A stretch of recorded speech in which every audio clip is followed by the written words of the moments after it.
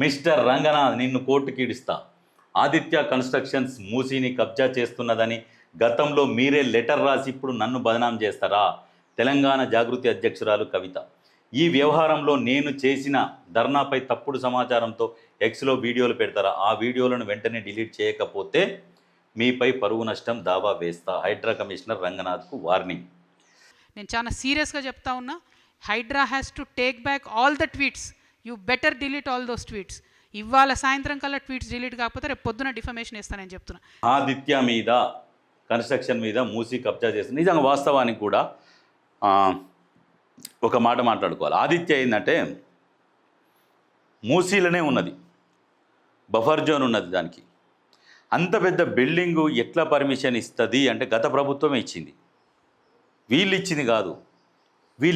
వాస్తవానికి ఏంటంటే వీళ్ళకు సమాచార లోపం, ఇది కమ్యూనికేషన్ గ్యాప్, సమాచార లోపము ఏవి లేకుండా ఇప్పుడు మ్యాక్సిమం రంగనాథ్ గారు ప్రతి విషయంలో కూడా ఆచితూచి అడుగులేస్తున్నారు. కోర్టు నుంచి వీళ్ళకి ఏమన్నా ఉన్నాయా ఆర్డర్ కాపీస్ ఆపమని, ఇవన్నీ చెక్ చేసుకొని ముందుకు పోతుండు. ఏంటంటే అది ఒక ఇప్పుడు హైడ్రా కమిషనర్ అంటే ఎటు చేయబోయినా తప్పు జరుగుతుందా మంచి జరుగుతుందా అనేది సెకండరీ, కానీ తీసుకునే నిర్ణయాలు మాత్రం కఠినంగా ఉంటాయి. ఎందుకంటే ప్రజల నుంచి మంచి చేస్తేనేమో పాజిటివ్, ఒకవేళ కొంతమందికి చెడు అయితే వాళ్ళు నెగిటివ్ ప్రచారం చేస్తుంటారు. అదేంటంటే ప్రభుత్వానికి కూడా చెడ్డ పేరు వచ్చే ప్రమాదం ఉన్నది. కాకపోతే ఈ విషయంలో మాత్రం ఖచ్చితంగా హైడ్రా కూడా కొన్ని ఉన్నాయి. వాళ్ళు ఏం చేస్తున్నారంటే కోర్టు నుంచి ఆర్డర్ కాపీస్ తెచ్చుకుంటున్నారు, స్టే ఆర్డర్ తెచ్చుకుంటున్నారు. ఇవన్నీ కూడా మరి ఆలోచించాలి. మరి ఎక్స్లో ఏం వీడియోలు పెట్టిరు ఏంది అనేది ఒకసారి మనం కూడా క్లియర్గా చూడాలి, చూసినాక మాట్లాడాలి. వాస్తవానికైతే ఆదిత్య కన్స్ట్రక్షన్స్ నేను అక్కడికి పోయి విజిట్ చేసి చూసిన, కరెక్ట్ అది మూసీలోనే ఉన్నది. ఎందుకంటే పైనుంచి వచ్చే మూసీ కనెక్షన్ కూడా దాని మధ్యలో నుంచే ఉన్నది. మరి దాన్ని ఎందుకు మరి ఆపుతున్నారు అనేది అర్థం కాదు, కానీ దాన్ని ఖచ్చితంగా తీసేయాల్సిందే.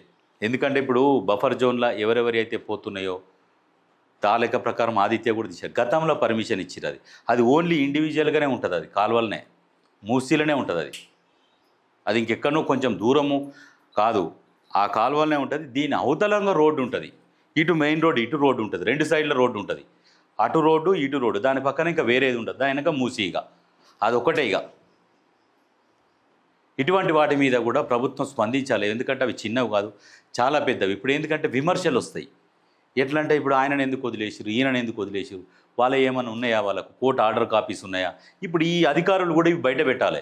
ఎందుకంటే అధికారులు ఇవి బయట పెట్టకపోయేసరికి ఏంటంటే ప్రభుత్వానికి చెడ్డ పేరు వస్తుంది.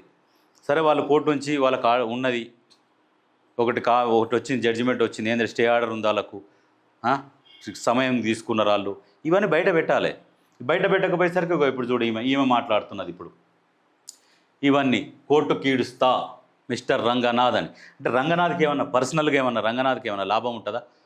ఇప్పుడు అది చేసినా చెయ్యకున్నా ప్రభుత్వం ఉన్నది, ప్రభుత్వంలో పని చేస్తున్నాడు, ఆయన పర్సనల్గా ఏమి ఉండదు కదా. ఇప్పుడు వాళ్ళు చేయినా ఇప్పుడు ఈయన ప్లేస్లో ఇంకొక ఆయన వస్తాడు హైడ్రా కమిషనర్, ఈయన కొద్ది రోజులు ఉంటాడు, తర్వాత వేరే టైం వస్తాడు, వేరే టైం వచ్చినా చేయాల్సిందే, ఎవరున్నా చేయాల్సిందే, ఎవరికి ఏం పర్సనల్గా ఏం వచ్చేది ఏమి ఉండదు.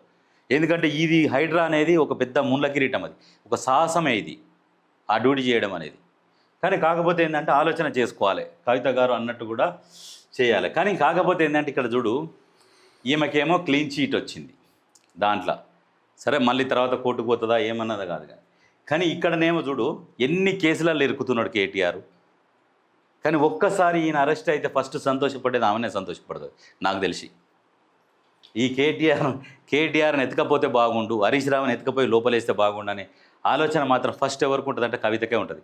ఎందుకంటే ఈమెని వీళ్ళు లోపలేపించారు, నవ్వుతున్నారు ఆమె జైలుకు పోతుంటే.